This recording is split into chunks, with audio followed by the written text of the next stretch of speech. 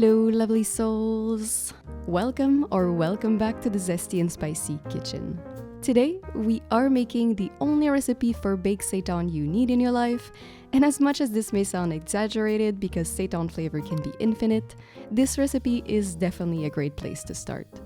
If you've never heard of seitan, it is a vegan protein made from wheat, and as I said, there are infinite ways to prepare and season it. The secret in today's recipe is in the custom spice blend and the homemade vegetable broth, but the latter isn't that necessary and a store-bought version will do the trick. Today's deliciousness will surely extend your dry spice cabinet selection, but you'll be happy to have sourced all these delicious spices, which will make this seitan recipe a new favorite. I'm telling you.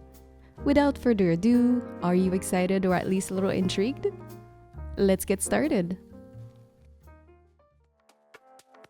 First, let's prepare all our dry ingredients and preheat our oven to 325 Fahrenheit or 160 Celsius.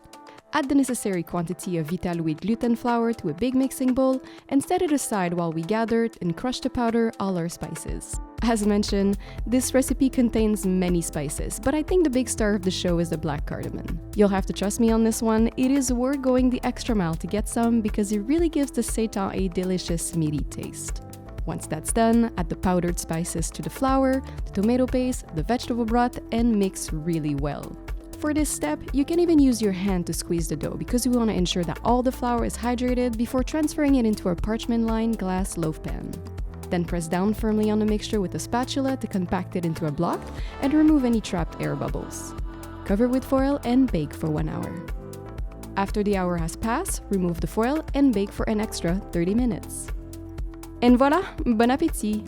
You can remove it from the pan straight out of the oven and allow your block of seitan to cool down on a cooling rack before slicing.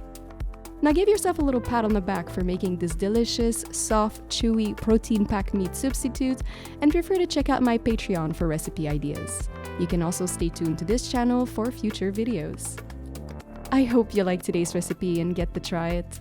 If you liked today's episode and you would like to see more, don't forget to like, subscribe, and hit the notification bell, and I'm going to catch you in my next one. Bye!